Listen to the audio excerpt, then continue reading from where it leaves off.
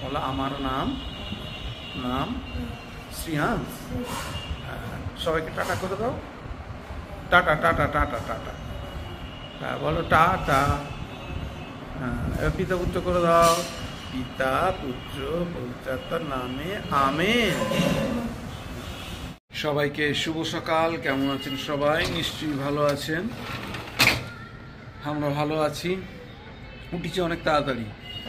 আজকে দোকানে কিছু কাজ পড়ে গেছিলো, যার জন্য আগে ঘুম থেকে উঠেই ফ্রেশ হয়ে, তখন শ্রিয়াংশ ওঠেনি, চুমকি উঠেছে, আর কাজের বৌদি একটু অসুস্থ বলে দেরি করে এসেছে। যাই হোক, সোজা চলে গেছিলাম দোকানে। দোকানে গিয়ে অনেকক্ষণই দোকানের সময় লেগে গেল। দোকানে কোম্পানির লোক এসেছিলো। দোকানে কিছুক্ষণ কাজ করলাম, কাজ করে উঠে আসলাম। এসে শ্রিয়াংশকে তুললাম, প্রার্থনা করলাম। আমাদের প্রার্থনা হয়ে গেছে, আর চুমকি লেবু জল দিয়ে দিয়েছে। চুমকির আবার স্কুল আছে, সেখানেও তাড়া রয়েছে।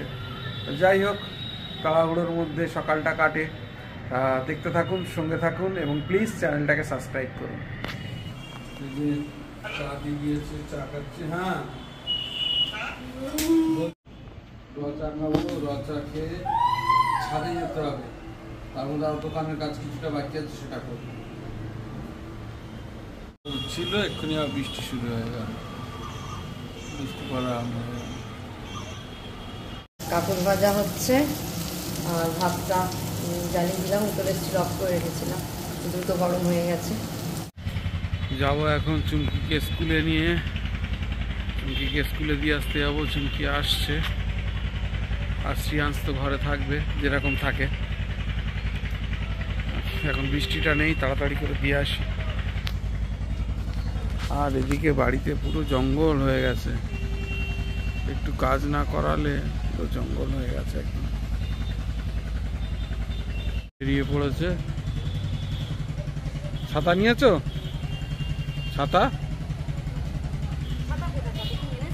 ও, ছাতা আনা হয়নি না। চলে আসলাম চুমকিকে স্কুলে দিয়ে। স্কুল থেকে চলে এসেছি। এবার দেখি শ্রিয়াংশ বাবু আবার কি করছে। চলে আসলাম স্কুল থেকে। এখনো ছাদের কাজ বাকি, প্রচুর কাজ বাকি। শ্রিয়াংশ বাবু কি করছে? শ্রিয়াংশ বাবু শুয়ে রয়েছে, শুয়ে মোবাইল দেখছে, টিভি চালানো আছে। আর আমি ছাদের কাজটা ঝাট করে ছেড়ে আসি। চুমকিকে স্কুলে দিয়ে চলে এসেছি। এসে দোকানের কিছু কাজ ছিল সারলাম। এবারে বসেছি টিফিন করতে। দুধ আর ওটস টিফিনটা করে নিয়ে ছাদের কাজ করব। আজ ওয়েদারটা রোদ নেই, কিন্তু মেঘলা মেঘলা ওয়েদার।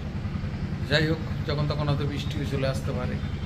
তা দেরি করবো না, ছাদে যেতে হবে। তার আগে টিফিনটা করে নিই। আসবে